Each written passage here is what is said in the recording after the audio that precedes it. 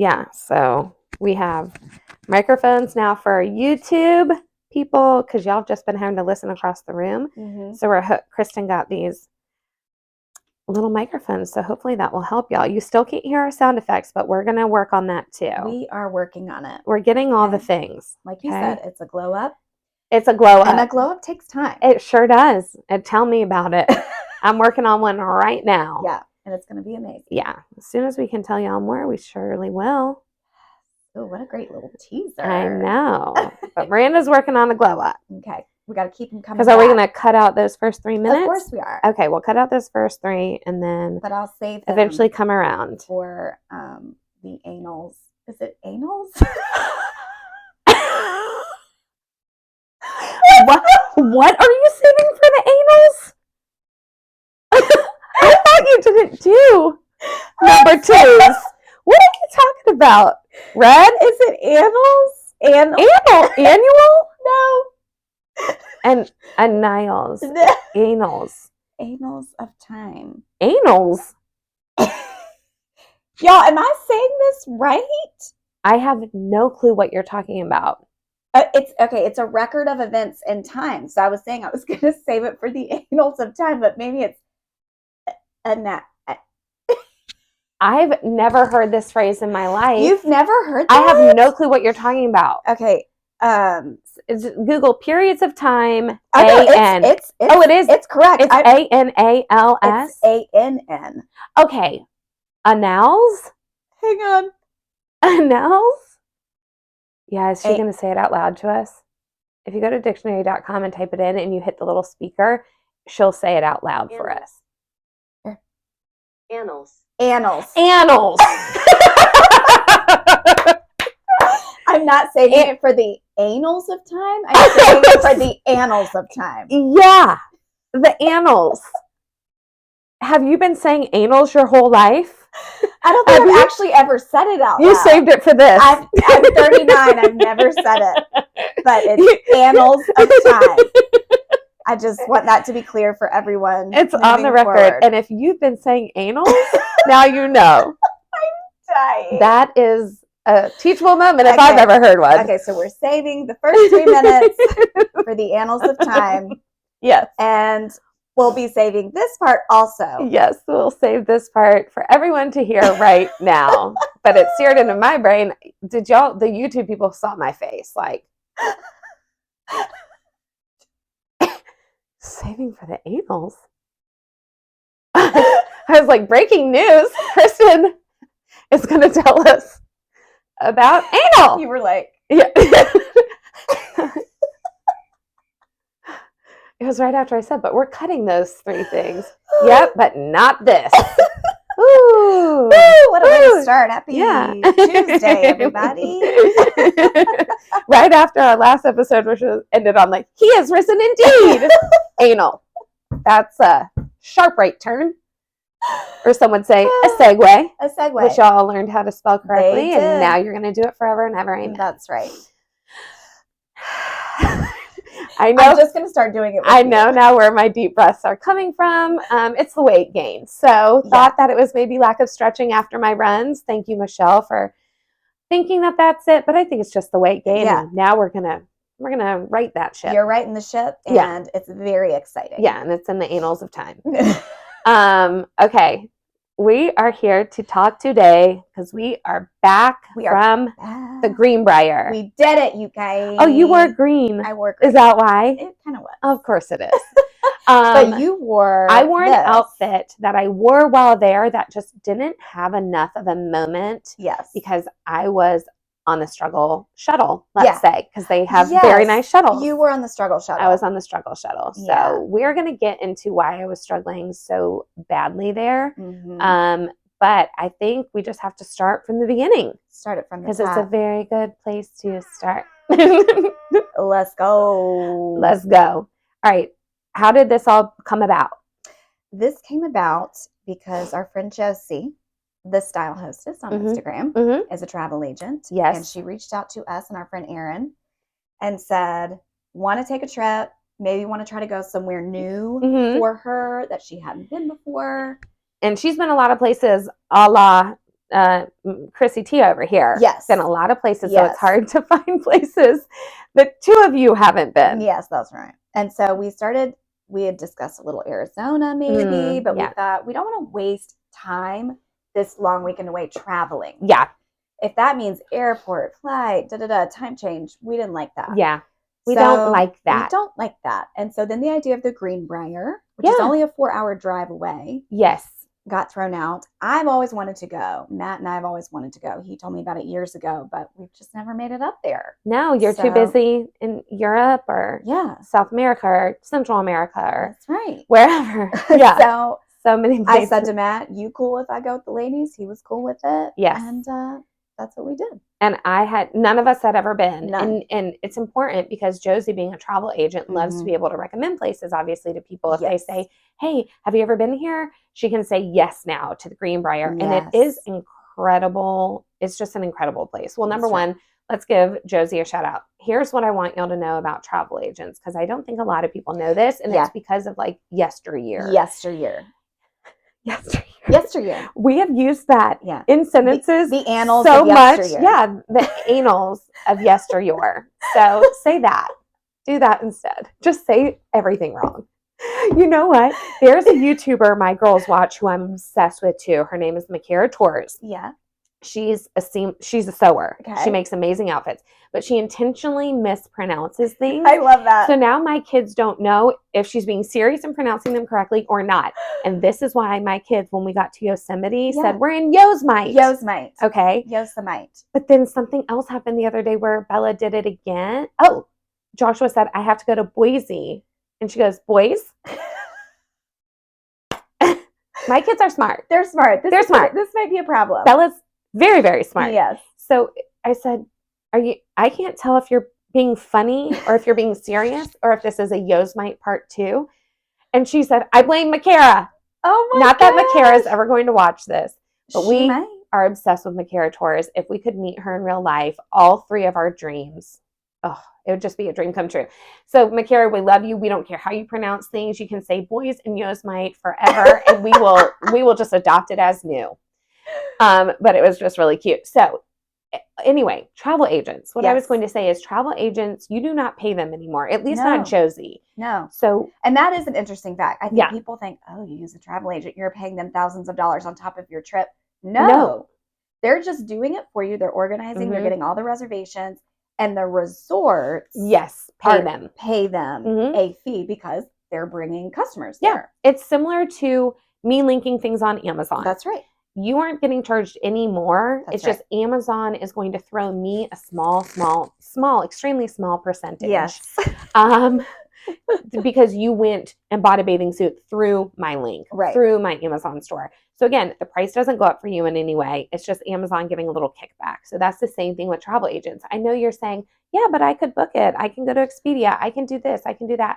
But time is money. You're not spending any more money by just hiring a travel agent. Let Josie do it for you. And then you just reap the benefits of it, of not having to bog yourself down with any of that. Because this is someone that has insider information. You know, oh, don't go there at that time. Or if you go to this restaurant, you'll want to go at this specific time, whatever. Like, it is important to know those things. And Matt does that for our family because he deeply, deeply researches, but it takes a lot of time. It does take him a lot. I've watched him sit at the table and just hem and haw over these things. And a lot of people are just not having that time. So guys, so Josie, she'll hook you up. Yeah. And she knows all the things about the places. And I know what people are saying. I want a deal.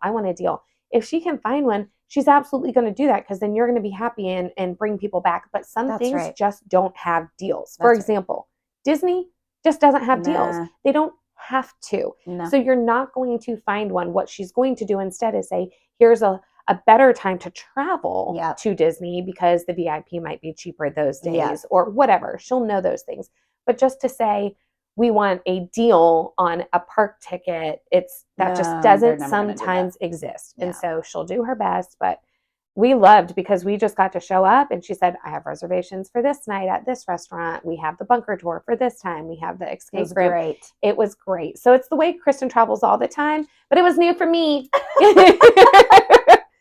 And it was, let's just talk about just pulling up to the Greenbrier. It was breathtaking. It was breathtaking. Yeah, that's the word. Yeah. It is palatial. It is expansive. It's grand with an E at the end. Grand. It's like the Grand Dame. Yes. It's a 4-wick. It's a 5-wick. It's a 5-wick. It's a 17-wick. Yes. I don't know. It's insane. And we hit it right with the tulips and the flowers. Like this time of year, I guess. The tulips were just perfectly bloomed all the way open. The pictures we got, we were so intentional about really making time to get great pictures in our outfits. Yes. We were intentional. Yes. We did a good job. And I think that... Just not this one, because again, I was on the struggle shuttle. But we got it now. Here you are. Yeah, maybe we'll go out in front of the... Yeah. Maybe we'll go out in front of the house and get another pic. Yeah, right here. Yeah, right here. It's the same. It's so similar to the Greenbrier.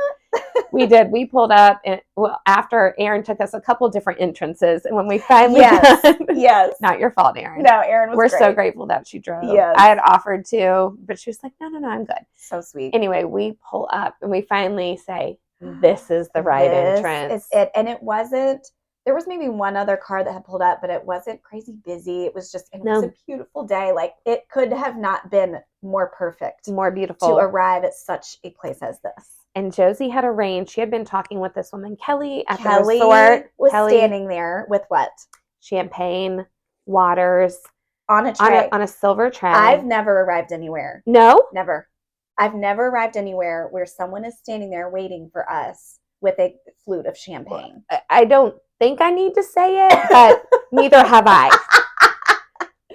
That was but I'm shocked for you. No, never. That was very special. Because they don't do that at a place like, what's the place in Ashland? Like the Bohemian or any of those types of places. Now, if you want to roll up, check in and get a cocktail, of course. But I think because Josie has her connections and had been really communicating. Yes, with Kelly. This wonderful Kelly had her platter just ready to go. And man, I felt like a housewife. I sure did too. I mean, so short of the rolled towels like you see on Below Deck. Yes. Everything else just felt like, are we on a yacht? Yeah. Are we being filmed? We're dumping out of the Tahoe with the trash.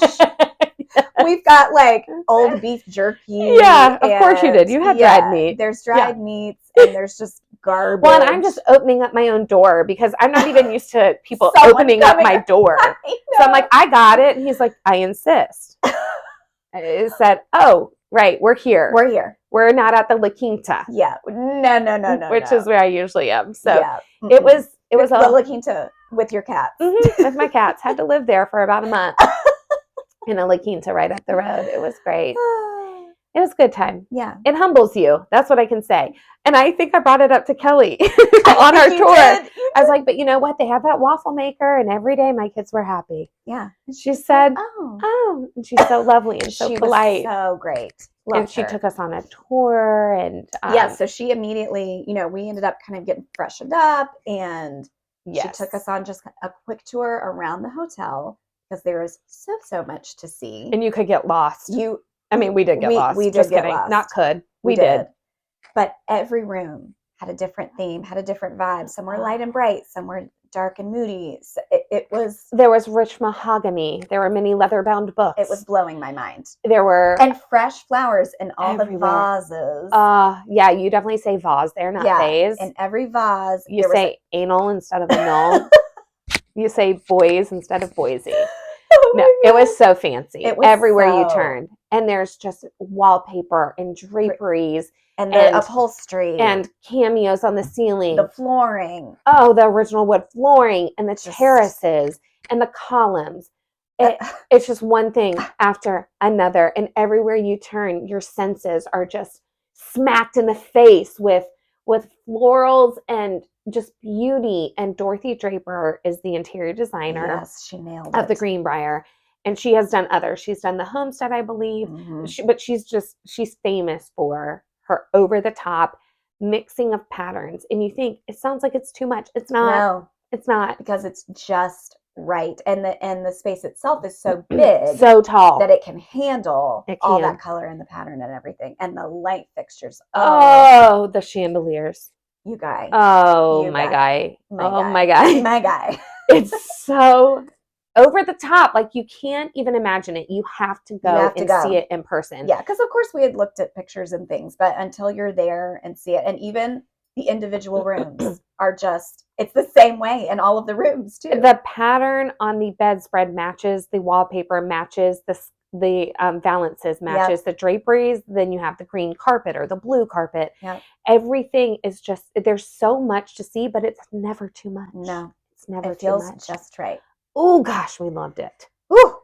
I want to go back this weekend. Yeah, into a cold, dark It would be nice room. if our room this time, let's address this really quickly because we did mention it on the stories. Yeah. And several people said, well, why didn't they move you into another room? Yeah. So when Kristin and I, so we were shown the first room. So Josie and Aaron were staying in one room. Kristin and I were staying in the other room. Yes. So we were shown the first room. We loved it. It was beautiful. Of course, it's just incredible. Every room in there is stunning. And then Kelly walked us down to the second room. Right? Was Kelly with us? Oh, no, it was the guy. What was his name? It was name? the guy. Poteet? Yeah. Okay. That's it. And then walked into the other room. And this room was so much bigger. Yeah, it was twice as big. Yes, it was humongous. And we said, this should be Josie's room. She handled the reservation. Yes. She should have the bigger room. And, Yes. and vis-a-vis, then Aaron will too. That's fine. We didn't care. Yeah. And we're trash. So we'll stay wherever. We don't care. We don't care. But we really felt like y'all must have this room. And we insisted that they did. So there was a little 2-minute argument where they said no, we're fine with the other, and they had already put their stuff in the other room. That's right. Like, no, we're fine with the other room. We said, no, you need the bigger room. I mean, to the point where Kristin and I, we're going to be upset if y'all don't. I think you're just being too polite. Yeah. And we really think that you guys should have the bigger room. Please stay in this room, and we'll go take the other one. Yeah. And so eventually Josie was like, fine. We don't want them to be upset. And I said, no, we really don't want to be upset. Yeah. We want you to have the better room, the bigger room. And so we insisted. So we get back to our room. So now we're going to the smaller room, which is fine because it's still gorgeous big. and huge and stunning. And we're in it and everything's fine. But the first thing we do is I crank down the air anywhere we go. Yes. Kristin is already in menopause. Hot and flashy. She's hot. I'm hot because I'm carrying some extra LBs.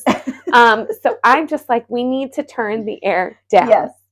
And so I'm pressing it down and it's saying 68 is what it's already set at before we even get in there, but it's reading 73. It's reading 73. Okay. So then I go over to the air conditioning unit and it's making a noise, but it's just not blowing out anything cold. No.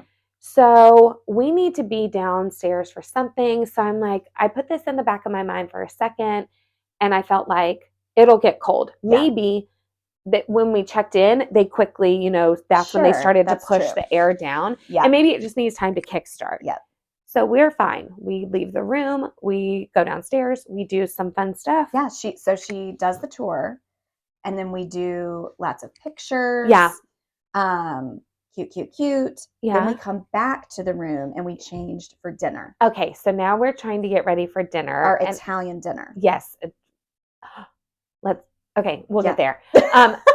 So we're getting ready for the Italian dinner. And again, it's not budged. It's still saying 73. So I call down to the front desk and I say, hey, I think something's wrong with our air conditioning unit in the room. Can someone come check it out? Sure. Yes, of course, ma'am. Yep. Well, no one comes before we need to go down for our reservation. Right. So I call back downstairs and I say, hey, no one's come up yet. I wasn't expecting them to just come up that fast, but it had been about 45 minutes.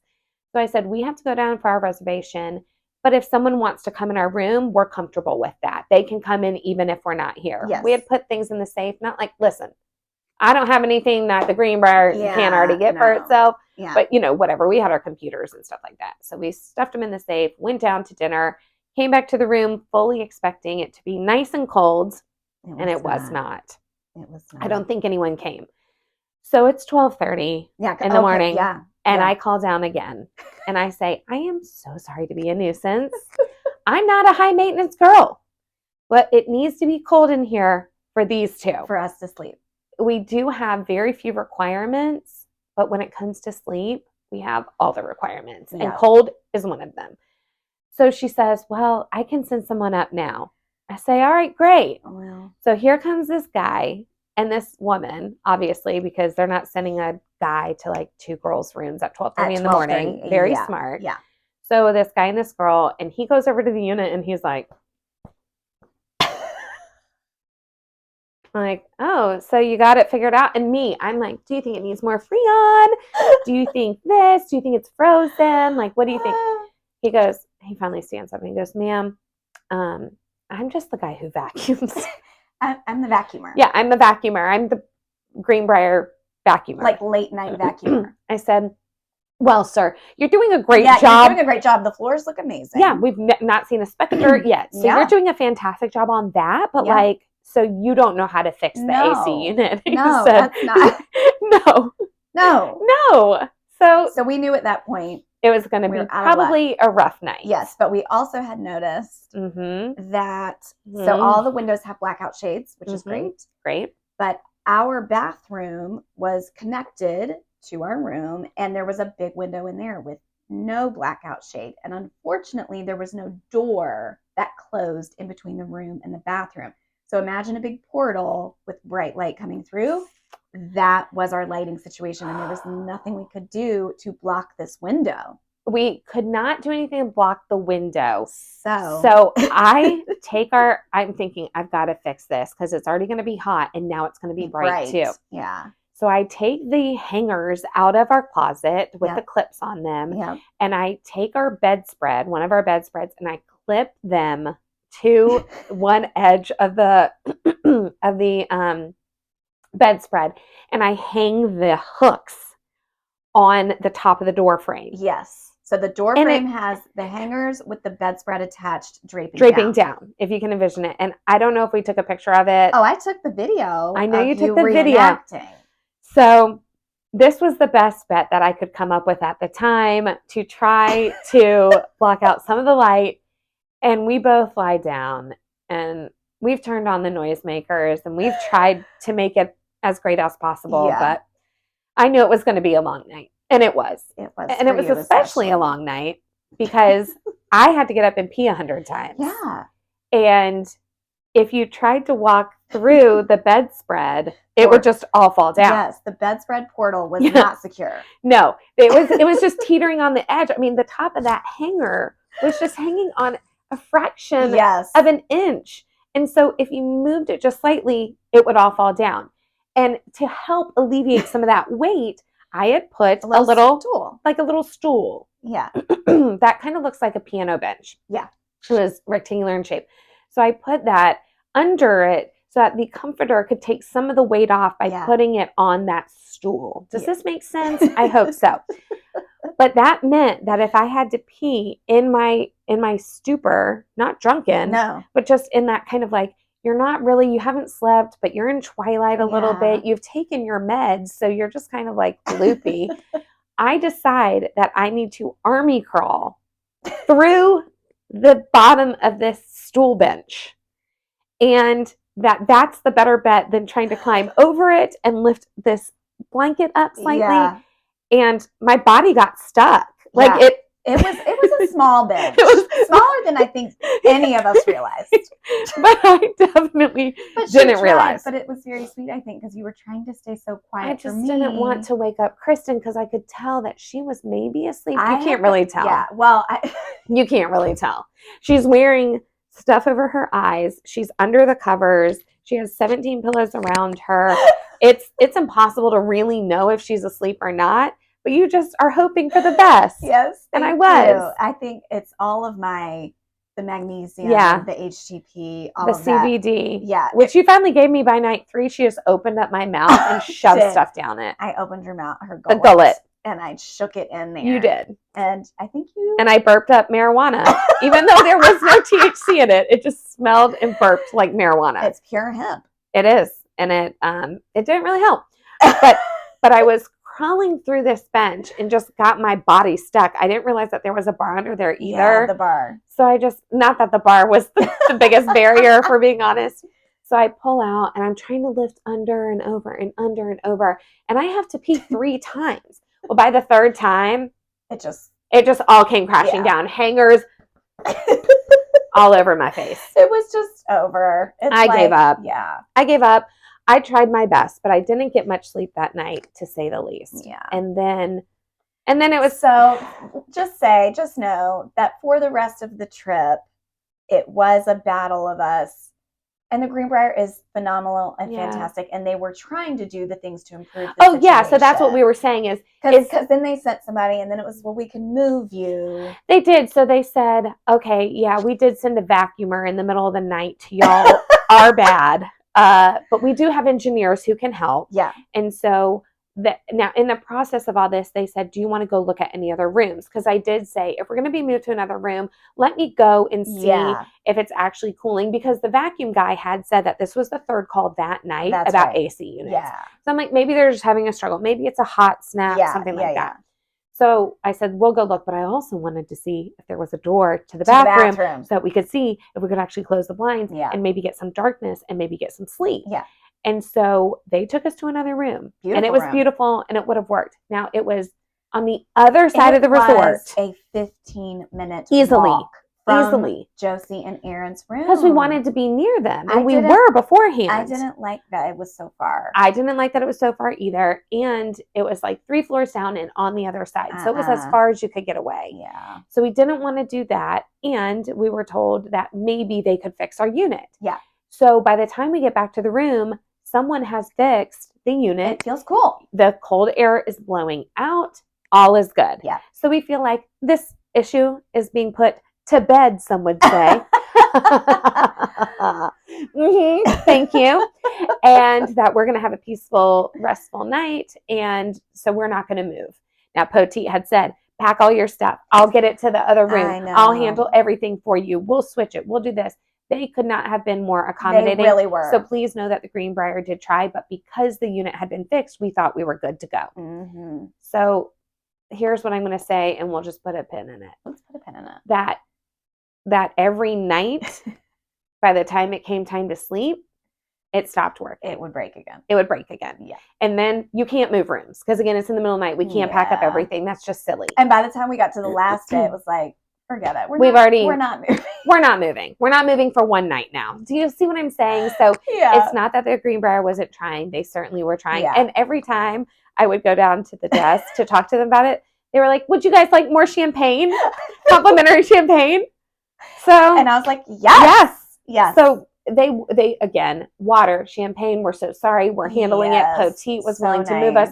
They were willing to do it. It just became, well, it keeps getting fixed, and this is the time it's going to work out. Yeah. And we're a little bit like, we're enough optimists that we really did think that was happening. Yeah. Yeah. we were. That's exactly what was happening. We were just being optimists. Yeah, this is it, and it's going to be great. Yeah.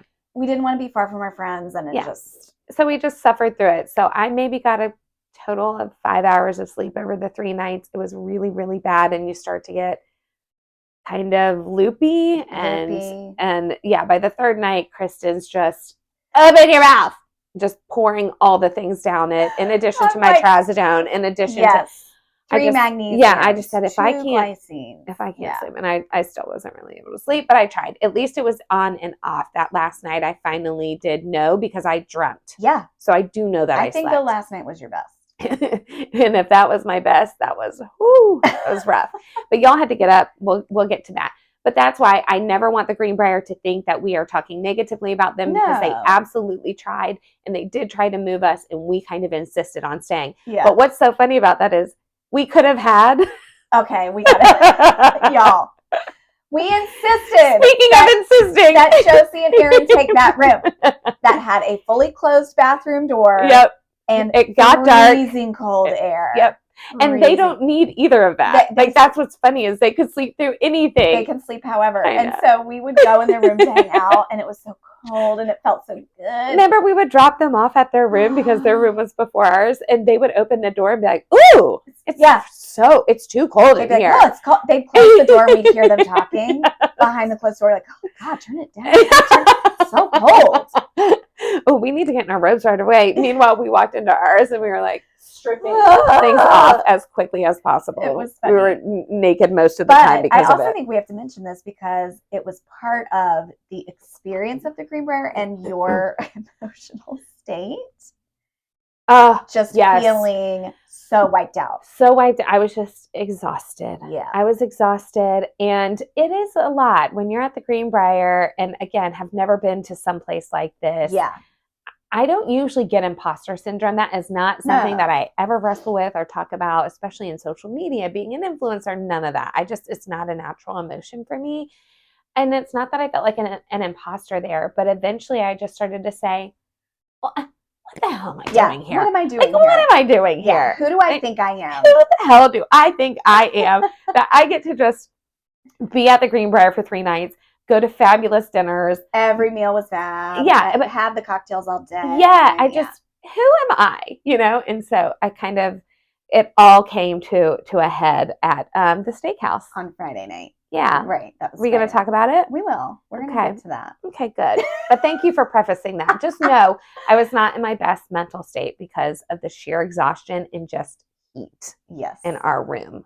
And I'm taking medicine to try to help me sleep. So then you don't ever sleep. So then the next day you're just like, it's not Ambien or anything. No. It's not like I couldn't get behind the wheel. No. But I just was probably still wouldn't have a little bit in a daze. I was just in a little bit of a daze. But I was trying to put on a brave face. That first night's dinner was at an Italian place. Mm-hmm. Now, I should say all the meals we are eating and all the restaurants are in the hotel. It's so big. We did not have to ever leave. No. You just stay there and all the activities and all the food and everything is there. Perfectly designed for them to keep you there. Yes. Multiple lobbies, multiple bars, multiple restaurants, casino, Pool. Just stay there. Yeah, you just stay there. Spa, shots. Yeah. Bowling alley, arcade.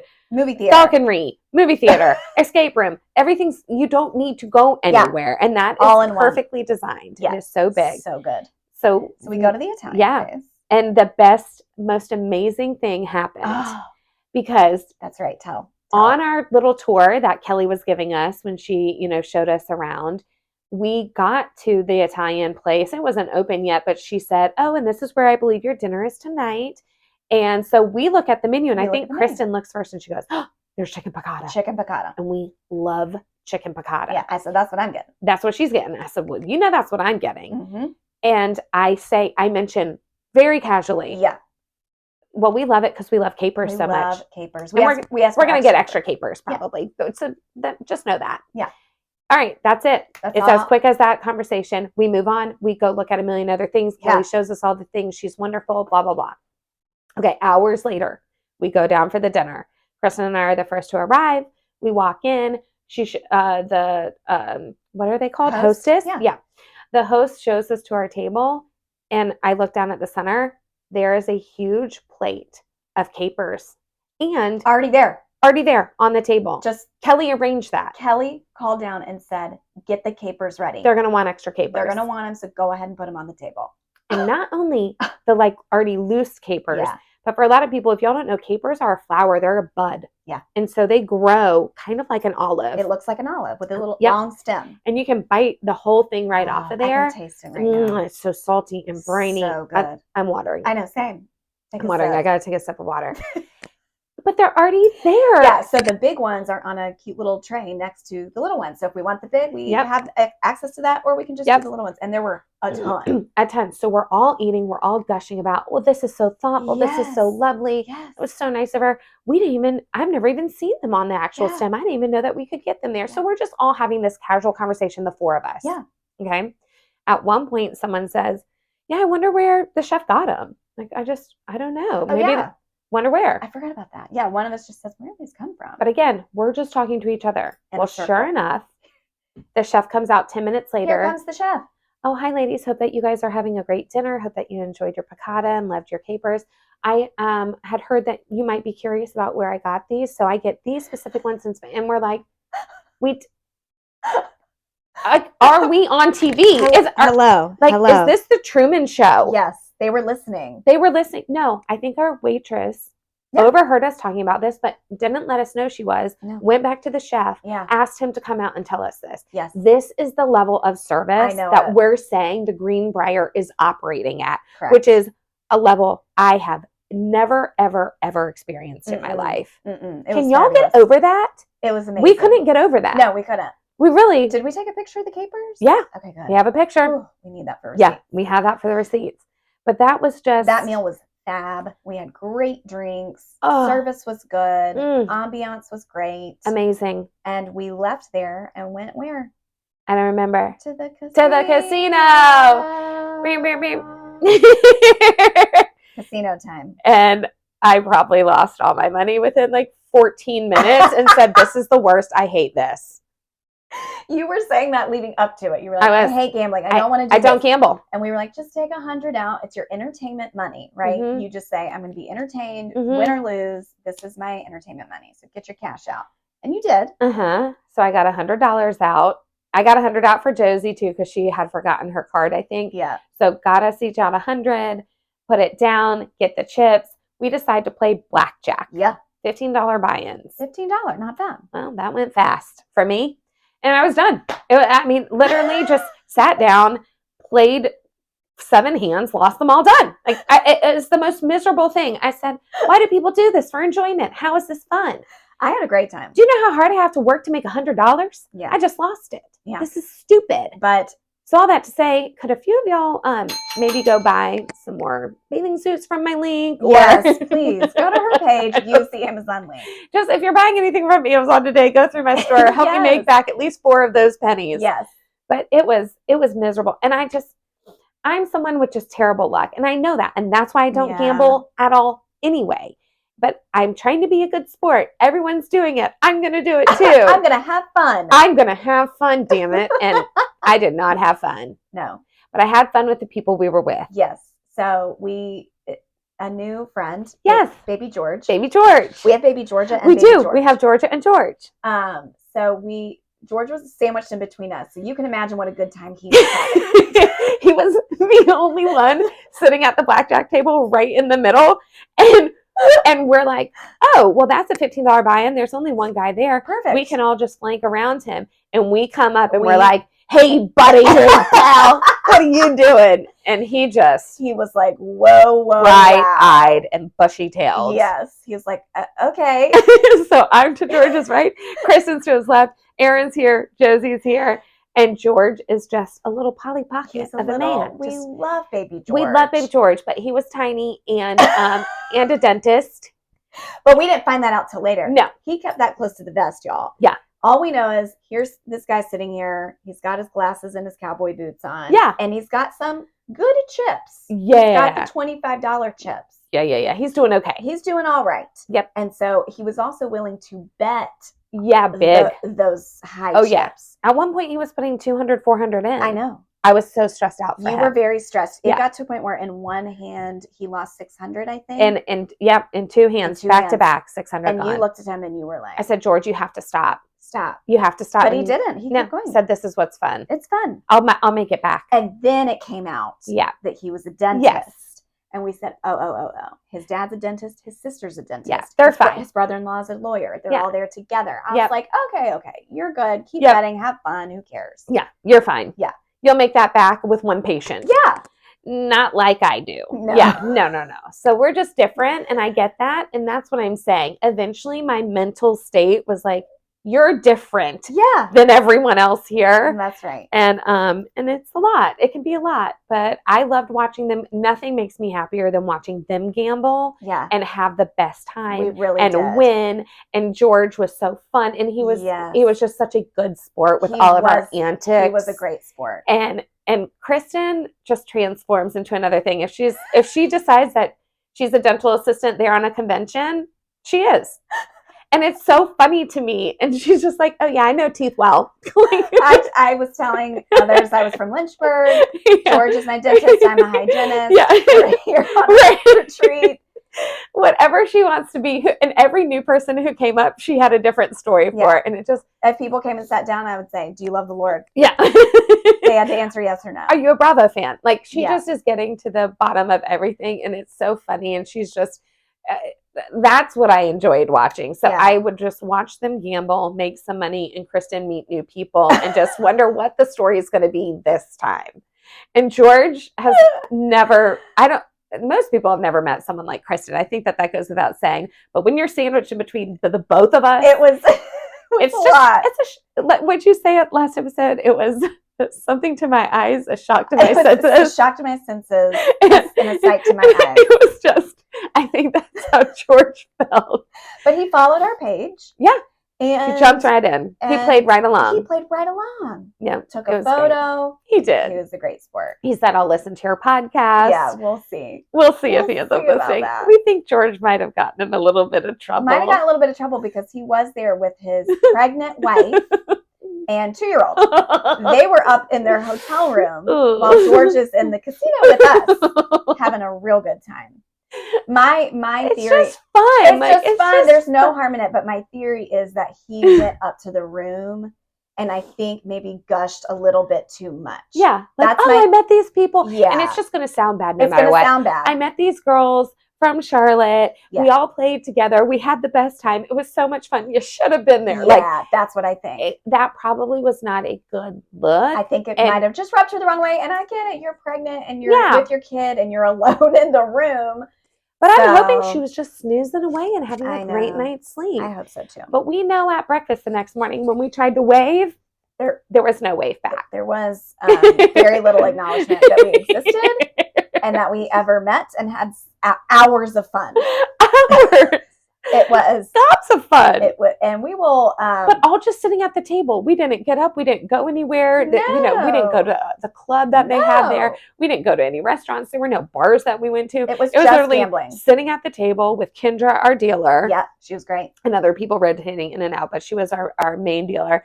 And then us going back to, we left before he even left the table. So it was the most innocent, just pure, joyful, giggly fun. Yeah.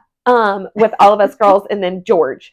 And so we were kind of like, I hope that she's not mad at us. I know. Like we wanted to go over and say, no, we were giving him all the advice because he was saying, what do I need to know when the second comes along? We were giving lots of advice. How can I best support her? Yes. And we were giving him all the advice. Because we have 11 kids between the 4 of us there. Yeah. We have a lot to say. And so if anything, we were like, girl, we're watching out for you. You're number one. That's right. We're trying to tell George all the things. Mm-hmm. But anyway, I don't think that she was our biggest fan.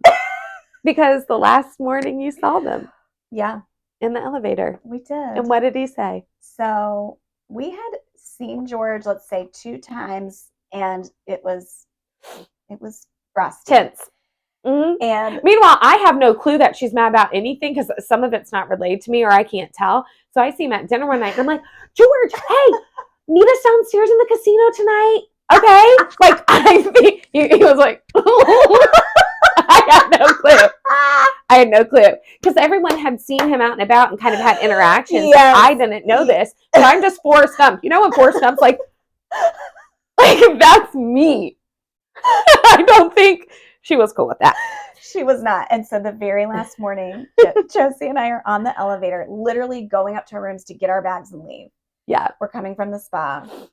We're with a couple other gentlemen on the elevator, and it opens up, and there's George. But we can only see George.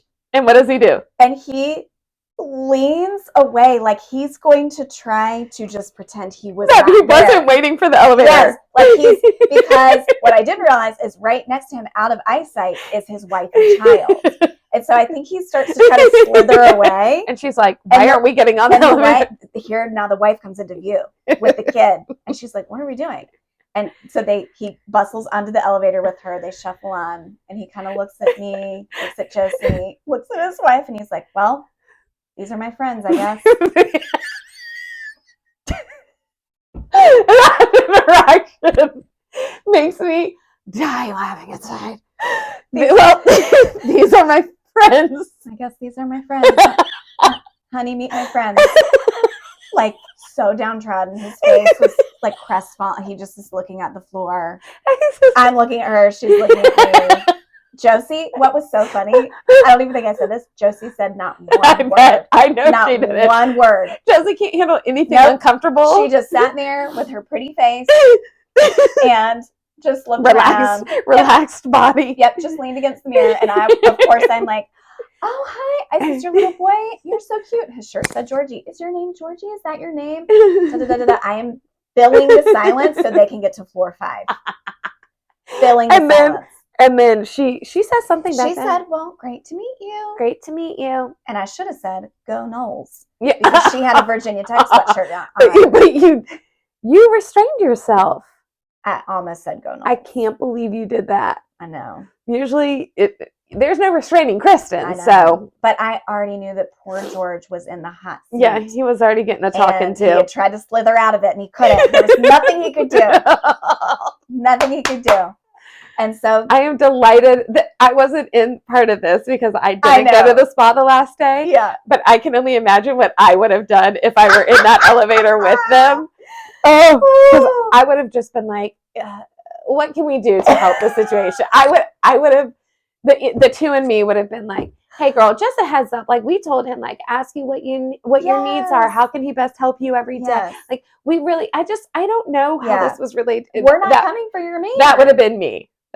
So I'm kind of glad I wasn't in there. And it was also the first time I'd actually stood next to George. Yeah, because he was sitting the whole time at the table. And yeah, he's just petite. He's baby George. Yeah, he's baby George. Yeah, and she's tiny too. Yeah, and she's tiny too. They're just the cutest little family. Yeah, and I don't know. I just kind of want to be. We love y'all. We want y'all to know that if you do end up listening to this, you're a beautiful family. Beautiful, and good luck with your second baby. Boy. Oh, that little boy is so cute. So freaking y'all are cute. Beautiful. Like literally, just a beautiful family. We hope that your dental practice thrives.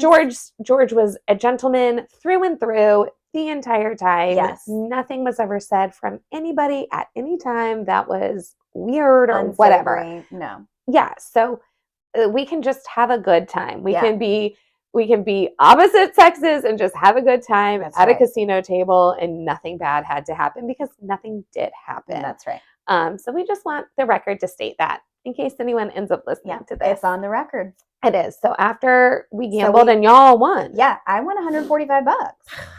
Congrats. It was great. No, congrats. ATTF? Yeah, congrats. Neat. And then Josie I think won. And I think Aaron won. Aaron won. Yeah, so a bunch of winners and me. And one big loser. And I just watched them, and at some point I had to get up. They were like, you can't sit at the table anymore because you're not playing. Then I just had to stand and hover over everyone winning and having a good time. So that was cool. And so we go to bed hot. We wake up and we have the bunker tour in the morning. The best thing about this whole hotel is the bunker. The bunker tour. So give the people just a quick little. Okay, you guys. So what the bunker was. Yes, because I don't think it's what you're imagining it is. Right. I think when we think of bunker, we think of war. Yeah. And we think of crawling on your stomach. Crawling down. Army style. Darkness. Mud. Yeah. Dreary and drab and whatever. And so I think that's what some of us thought it was going to be, Josie. Yeah. And Aaron. And instead, I hadn't researched at all. I like to go into things kind of blind. I don't like surprise. Wait. That's the opposite. I don't like to know the endings of movies. Yeah. I don't like to be spoiled. Yeah, that's the S. I'm a spoiler or whatever. Yeah. And so if you are wanting to go to the Greenbrier and want to not know anything about the bunker, I would go ahead and fast forward about 10 minutes. 10 minutes. Okay. We're gonna try to keep it. Yeah. And if not, then just keep going. Keep fast forwarding. But this is what was. The reason of this bunker was Dwight Eisenhower had come to the Greenbrier, as many of the presidents did at the time. Yeah. And once he saw it with his own eyes, he had this idea that it would be a great place for the Congress to come should there be an attack, right? So if DC was ever attacked, or somewhere in the country, but they didn't know if DC would be next, that they needed a place to get all of the members of the Congress safely far enough away from DC, but within a drive from DC. And that way they could still conduct the business of the nation. Running the nation. Because that's what you have to do in times of crisis. That's when it's even more important to all be able to be together and do the work. The work. So we're doing the work.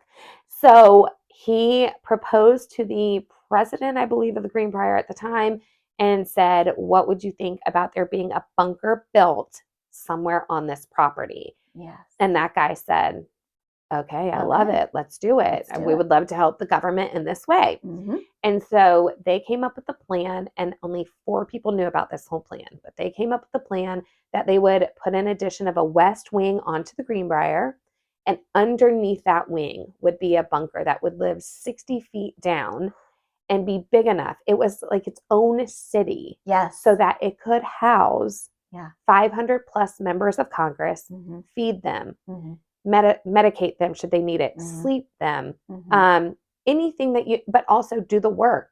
So anything you could think of that you use in your daily life, they needed in this bunker.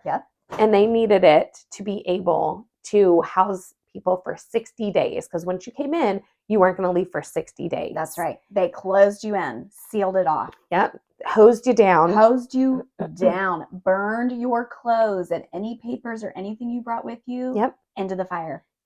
And that's basically what this entire underground city was built into being. And so they had as they built that west wing, they were simultaneously, secretly building this bunker. And nobody knew what it was for. People had their suspicions. Yeah, so some of the construction people, of course, were like, why do the walls need to be 5-foot concrete? You know, like, 5 feet deep. But for a luxury resort? So some of the workers had their questions, but you know what she said? Us West Virginians keep our secrets. That's right. And they sure do. And they did. And so the president of the Greenbrier kept it. The C&O Railroad, who technically owned it, kept it.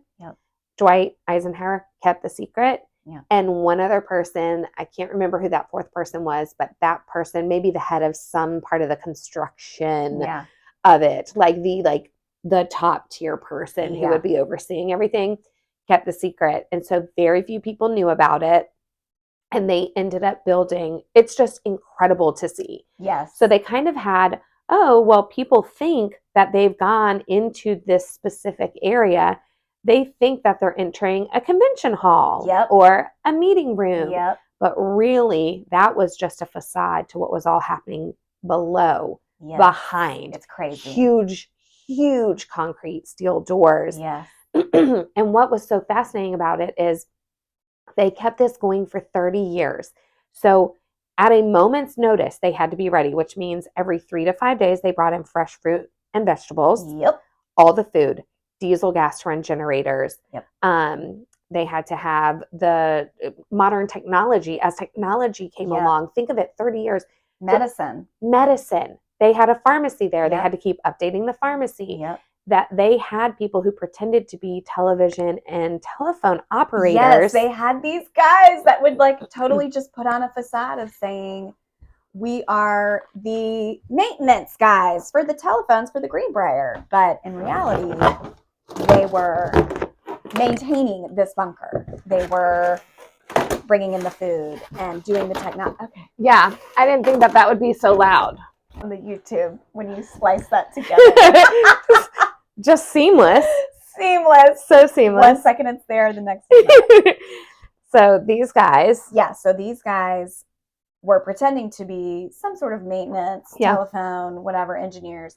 But really they were down there keeping this bunker ready to go at a moment's notice, because it could have happened at a moment's notice at any time. And so for decades, they were keeping this up. So she did keeping the secret. So Miranda was really wondering, well, some of this feels wasteful. So wasteful. With the food and stuff. And so she explained how did they were moving stuff over to the Greenbrier, to the hotel side. So the 3 to 5 day vegetables obviously would expire pretty quickly. So they would move it to the Greenbrier, and that's how they would feed a bunch of their employees. And since it was a military government-run operation, that if medication was starting to, it's going to expire in a couple weeks, they would take that medication and they would ship it to other military bases. That's right. So she said it wasn't nearly as wasteful as one would have expected, because I definitely was like, y'all. Come on now. And because the taxpayers are paying for this ultimately, right? This is not a private thing that's happening.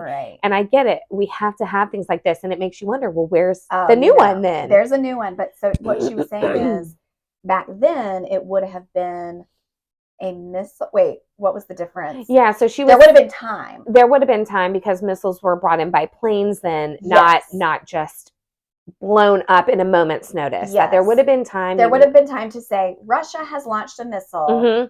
We got to get out of DC quickly, and we can get down to the bunker, right? But we can get to the bunker.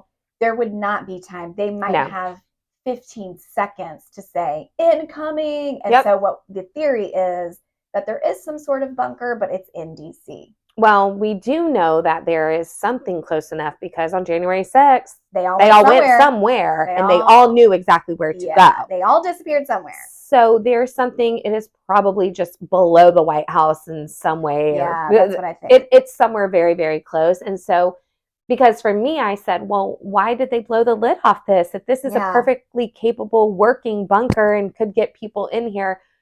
Her point was the technology with the steel doors and the concrete would not prevent from this kind of attack now that we would see today. And so it's kind of moot. Yeah. But what happened is in the 90s, a reporter came along, Gupp, I believe is his last name, G-U-P-P, I think. And I have to dig into him. But first, I'm reading a book about Dorothy Draper now, who did all the interior design because ADHD, hyperfixation.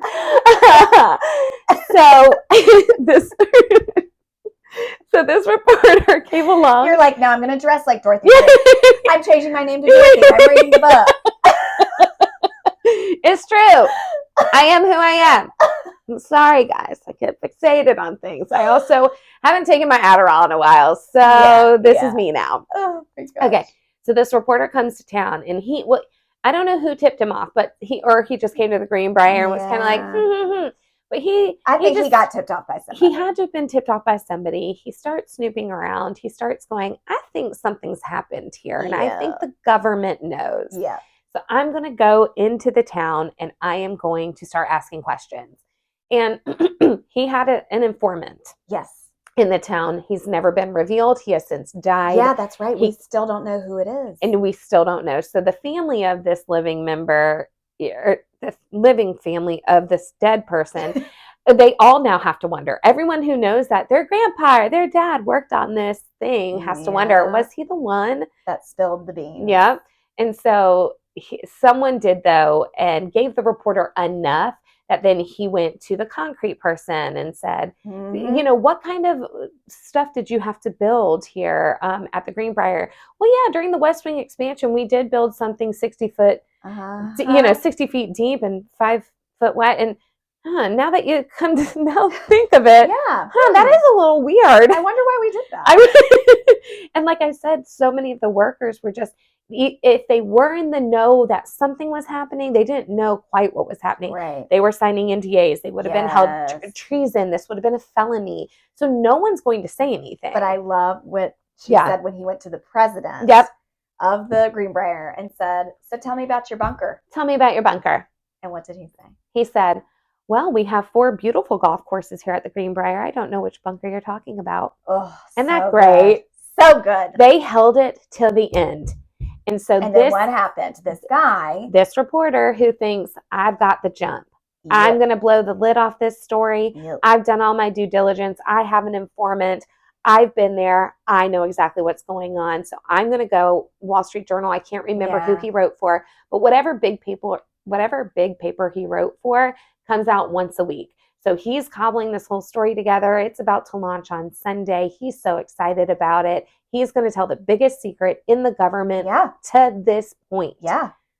Well, unfortunately for him, karma came knocking at the door because he had told enough people that he was about to publish a story, and a daily paper published it 2 days before his could come out. His came out. And that is his karma. Because you were going to blow up this huge government secret and a place that still could have been used for whatever purpose in hiding.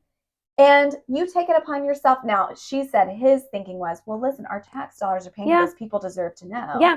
But the government has to have secrets, y'all. Yeah. And they do. Yeah. Well, and if you think that they don't, this is what Joshua has tried to impress upon me when I'm like, but would they do that? Yes. Yes. Could they do that? Yes. When they do that? Yes.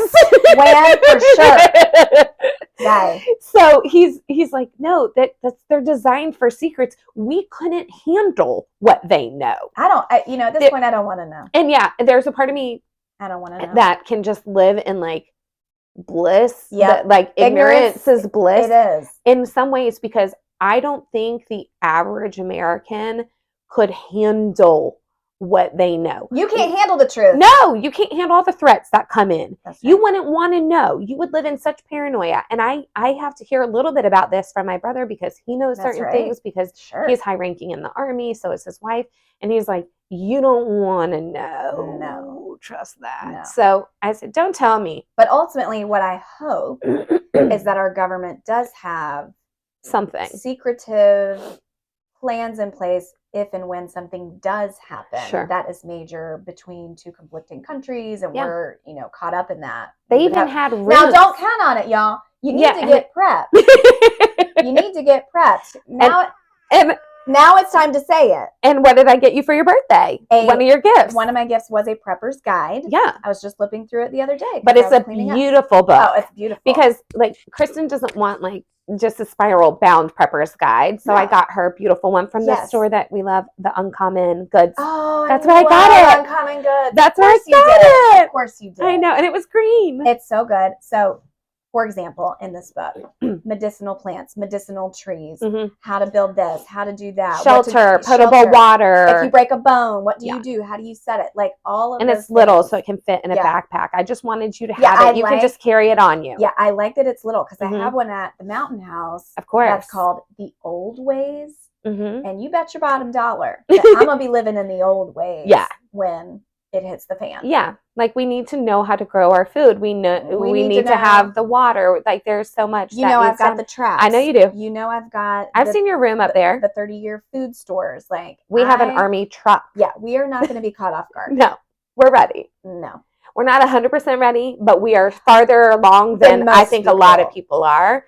And ultimately, like, we just don't know. That's what we're trying to say. If we went to the Greenbrier, looked at this bunker, and walked away going, we don't need to be prepped for anything. Come on, y'all. Then that's delusional. Bare minimum, y'all need to get an atlas. Just saying. So we were walking around like, okay. Because y'all know, we're always vigilant. And so this was kind of making us realize, like, we need this, this. Another thing that blew my mind was the incinerator. Oh, yeah. Do you remember? Okay, so they needed a way to burn all the things in the bunker because you can't just haul it all away and people not wonder why. Yeah. So they had an incinerator there to burn a lot of it, but they thought that if black smoke went up, that it would be too obvious as well. Yeah. So they had a machine next to it that was converting all of the smoke into white clear vapor. Yeah, like steam. White steam would come up instead of the black. And that was so smart. So smart. And then she said, we need it to burn hot enough that they even thought about if someone were to die in the bunker, we would need to be able to cremate them. Yeah, this is where their body would go. And they had riot gear in case there was an outbreak. They had psychologists, straitjackets. Everything. Just think about the fact that they built an entire city that could be run at a moment's notice and prepared it, stocked it, staffed it. For 30 years. Yeah, 30 years. Oh, it's crazy. And it was never used. They never needed it. It's crazy. Tell them about they never needed it. Tell them about the guy that which is great down the hallway. Oh, but then how did we know he was a good guy? We knew it. Oh, y'all are gonna love this story. Okay, so we're in the part of this long tunnel that she's showing us where you get showered off when you first come into the bunker, where they're going to take everything, burn it, and they are going to do a chemical shower on you in case there's been any hazardous material. So it's not just a shower where it's like, oh, it rain head over. It's like you have radiation on your body. Yes, it's pelting you from every direction. And so we're in this long tunnel. It's also where they kept a bunch of the food. It's where they kept a bunch of the diesel gas. And so when I say I can't guess how many feet, but it was longer than a football field. I was longer probably. than a football field. Yeah. Okay, this tunnel. And so I see from down the tunnel, you can see a little bit of light. Yep. And I see a man. Now, we're on a tour with like 10, 15 people. But I see a man starting to walk up the tunnel toward us. And at first, I'm like, is it just because I'm so tired? Am I mirage? Yeah. Am I hallucinating right now? All I took was Or a trazodone and a Benadryl together. Is it a ghost? The ghost of the Greenbrier. Is it a ghost of Greenbrier? Is it something? And I see a figure. Now, at this point, again, always vigilant. Yes. I had been the last person to come out of the door before us, so I intentionally did not let it close. I let the latch stay just open, just in case. Yeah, I'm just a girl who's prepared. That's right. So left it just latched, and I see this guy, and I zero in on him, and I'm like, what's he doing here? What's he doing here? There's someone down there. And my eyes no longer have ever looked at Ernestine. Yep, Ernestine. I'm watching him at all times. And if there's any sudden movement, just know I was getting all these people back through that unlocked door. Yeah. Okay, know that. Yeah. So I'm laser focused. He stops. He's being polite. He's letting our tour go on. Yeah. He does not keep walking. So I think, okay, but I'm still never not looking at him. When we eventually go through the shower part, we're on to the other side. I notice that he continues to walk behind the tunnel, and I say to Ernestine, who was that guy? Mm-hmm. What's that guy doing here? Mm-hmm. And she said, oh, the government still owns this part and has all these communications in servers. Like an IT server protection services, like they're all over. Like and they took our cell phones and everything before we could You're not allowed to have a phone or any kind of documentation. You can't take pictures of anything in there. And so she said, he must work for one of them. She goes, I've never seen one of the employees. Yeah, she's never seen, in all the tours that she's ever done. She's never seen one. That was the first one. So this guy had to leave for some reason. And what was that reason? I saw him walking back around. He was holding a bag of Taco Bell. Yeah, he was! Woo! So I said, I knew I could trust him. I wasn't watching you like a hawk, sir. He left the bunker because he had to run for the border. He sure did. So bad. He sure did. And our tour guide had never seen one before. What are the chances, Where y'all? Where was that Taco Bell? Because I didn't see one. We didn't see one. No, we didn't. He might have been going the other way. Yeah, he must have gone the other way. But wasn't that meant to be? It was meant to be. Like, it just felt like a sign. It felt like, okay, we're good, but we need to be taking something away. That's what my brain said. Yeah. She's never seen this man. He's holding Taco Bell. We're talking about being prepared. Yep. We're talking about being vigilant. All these things that in my brain I said, all right, I'm taking this. Yeah. I'm receiving this as a sign from the Lord. Yeah. Cheerleading outfit. Yeah. Cheerleading outfit. And this is the full. I took it and I received it, and I watched him walk into his office, so I knew exactly which one he went into. Yeah. Just know that I could sketch him if I needed to today. I was ready. Know that. You could. I could. The full face. If I saw him again, I know exactly who he is, and I don't remember anything. Yeah, in a lineup. But once he had that Taco Bell, I said, I can trust you, sir. Yeah. Also, the clearance that he has to have to work in that job at all, in the bunker, in the bottom of the Greenbrier, in that building for the government, for the servers. I'm like, he's probably okay. This is the least maybe I need to be concerned about. But, y'all, you just never know. You never know. I've seen crazier things happen. So we loved the bunker tour. You have to do it. I need to dig in and see if it's something that you can do if you're not staying there. Oh, good question. I'm not sure, because you can just go into the Greenbrier. Yeah. If you're someone who just wants to walk in and take it all in. Yeah, you can totally just go in, go to the bar, hang out. Yeah, you can do that. You don't have to stay there to access certain things. Now you have to stay there to get into the casino. Yeah, I think, because they asked us for our room number. Yeah, that's right. But we don't know. We know that you could at least walk into the foyer. You can walk into all that sort of stuff. And so if you want, let me look into that and see if you can do a bunker tour even without staying there. But it is worth it. And listen, even as a budget girl as I am, I want to take my family for at least one night. Yes. One night to the Greenbrier. Let them experience it. Do tea time. Yeah, do the afternoon tea. Do the pool. Do the things that we can do. Just like that's a part of it. Yeah. And I can't wait to take them, and specifically because they have to see the bunker tour. They have to. They have to. You guys love a tour. It's American history. It is. It's American history. This is just a vital part of American history, and how neat it was to be able to see it in real life. And I just hope that they never stop the tours, and it's such a moneymaker for them. I can't see why they ever would. But when people insisted, when we said we were going to Greenbrier, everyone said, you have to do the bunker tour. Yes. You have to, and now we know why. Now we know why. It's not. And Ernestine was great. Oh, Ernestine was so cute. Was so soothing. Loved her voice. Loved her voice. I said, can you come tuck me in? I said, can you come tell me a bedtime story tonight? It might help me sleep here. And Ernestine was like, she thought we were precious, but she's used to people like us, I think. I think so. We weren't the first. No. Unfazed, some might say. Unfazed with an F and a Z. Yep.